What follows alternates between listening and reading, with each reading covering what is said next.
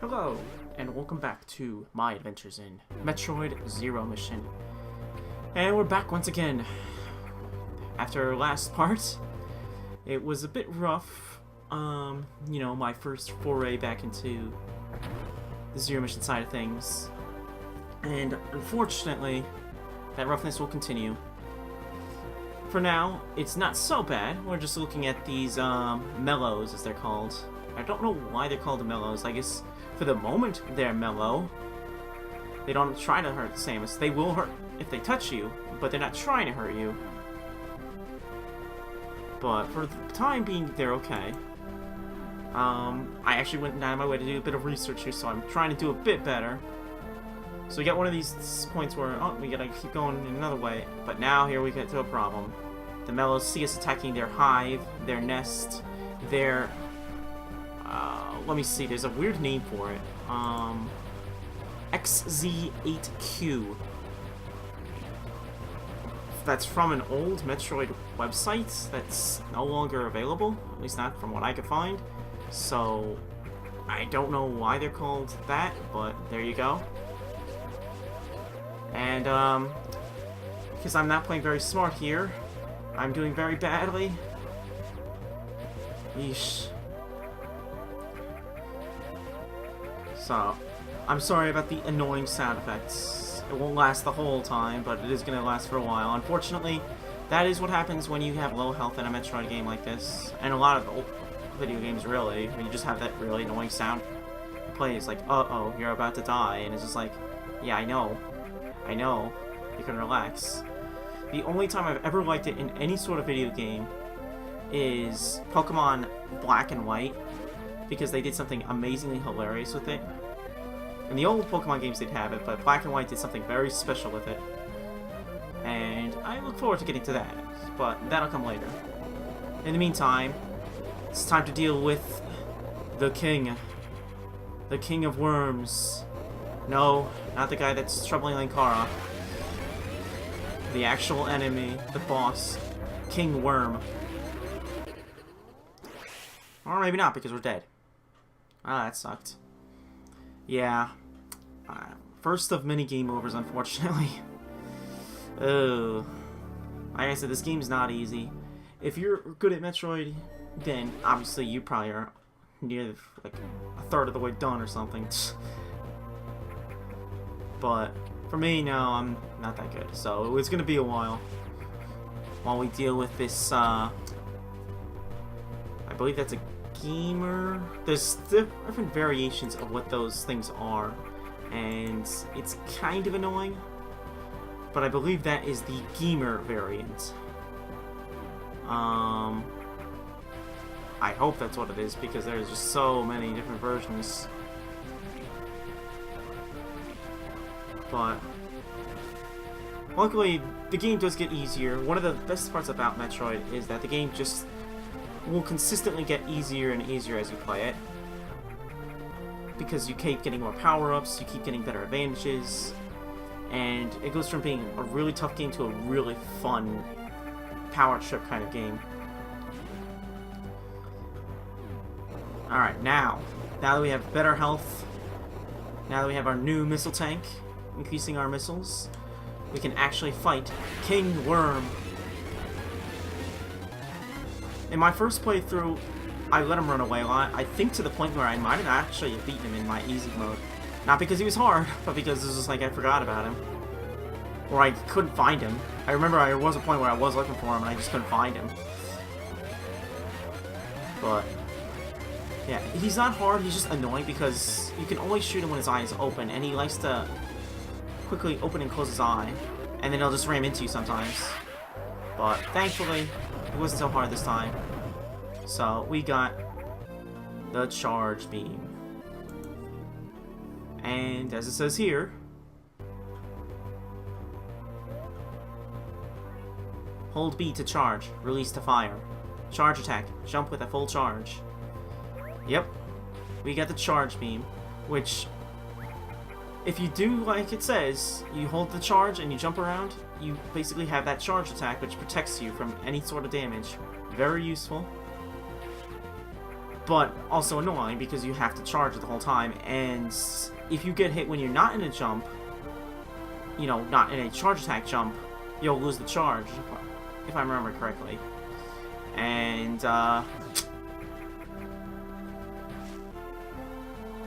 unfortunately, it just isn't as useful as it seems. Just because you have to spend the time to charge it. If it was just a little bit faster to charge, or if it did like it will do in other games where it could pull in items, that'd be really useful. But unfortunately, the Chozo of Planet Zebes did not create the best version of the charge beam, so we'll just have to deal with it for now. I'm trying to remember which way to go, and because there's no wrong way to go, but you know, I don't want to skip out on the map room when there's potential multiple paths here, and the map room is very useful to have because, as you can see, it gives us the map of the area. And gosh, I love having the map of the area to find where I'm going. Again, I think this is something that was not in the original. No, it definitely wasn't in the original game, and I can imagine that old school purist types would not really appreciate it. But really, if you're an old school purist type, you already have the original game, so you don't really need a map anyway. You don't need a remake. You got something pretty special already. But I needed a remake because Metroid 1 is hard. My previous experience is actually, at least with the Metroidvania style, is actually a fan game. It was the only other time I really played a Metroid game, and it was called Metroid vs. Mega Man, and I don't remember really liking it. I think because it was kind of hard and I didn't really understand it. Well, that's a weird noise.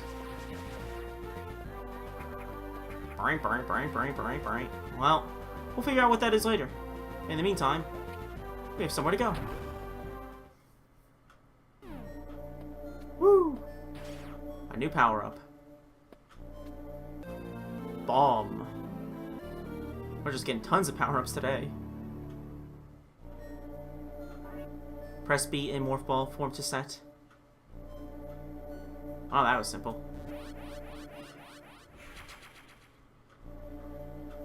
Thank you. There you go. Thank you. Okay.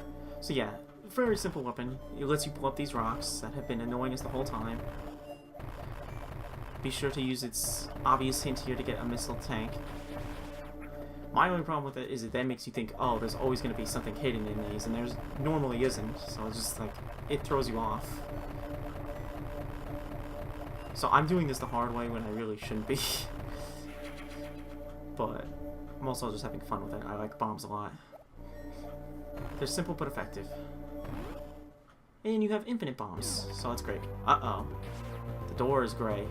There must be a new boss or a mini-boss. And there is. So remember those little buggy things? Here they are. They're called bomb parasites. Or sometimes brugs. But that might just be other M.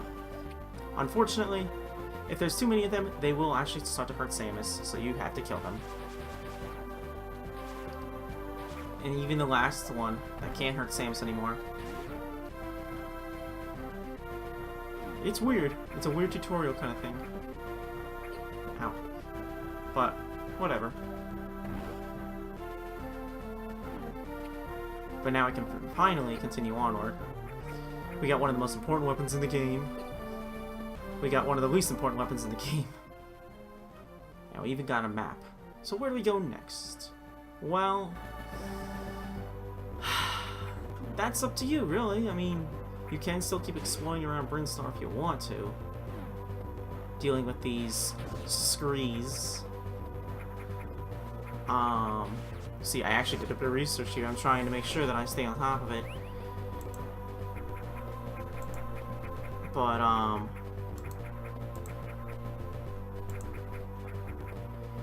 yeah, the thing with, like, thing is, just because you have all these powers, weapons, abilities, and all that, doesn't mean that we're totally good yet. We still have a few other things we have to deal with.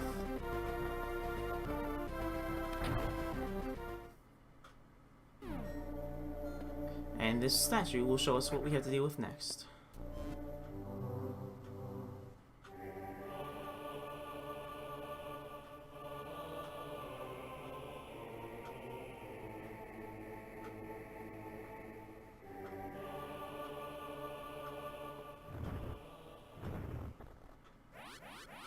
It is kind of weird that this thing is a bit out of the way. It doesn't really have any importance. Thank you. There you go.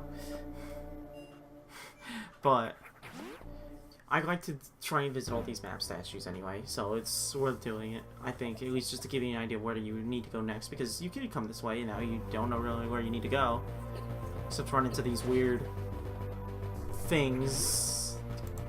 I don't know these ones as well, so it's hard for me to remember these ones. I want to say they are waivers. I'm gonna assume waivers.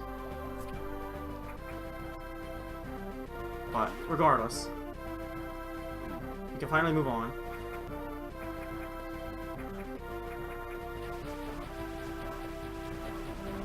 And deal with these mellows and their nest. And yeah, so now the game is wanting us to go to North there, and technically you can, and that is kind of where I'm going to go next. But I am going to try to make a stop first, which I only recommend to you if you have a lot of patience. Unfortunately, I ran out of patience on this.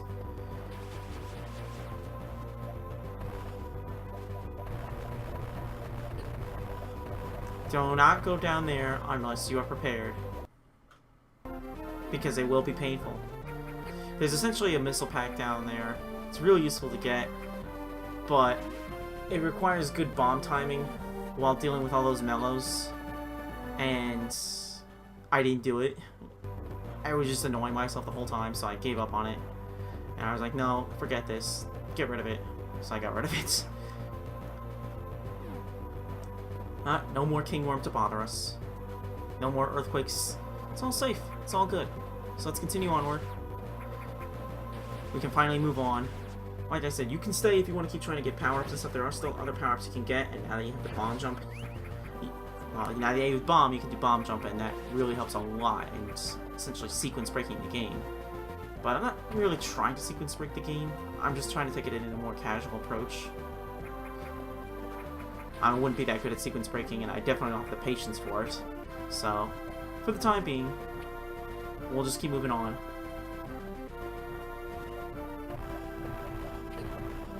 You little brat.